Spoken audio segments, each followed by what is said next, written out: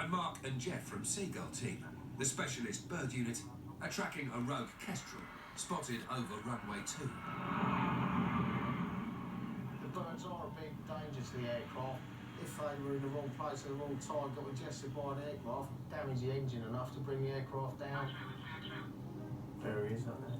Airside Safety have a number of tools in their arsenal to fight against their feathered foes.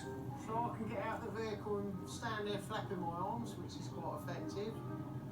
Got a horn in the vehicle, it's another good effective one. Pull up, sound the horn and the birds will disperse. Just clapping your hands or Clapping your hands. banging the car door, quite effective.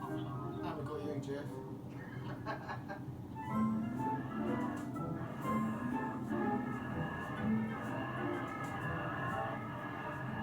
Got kestrels, falcons.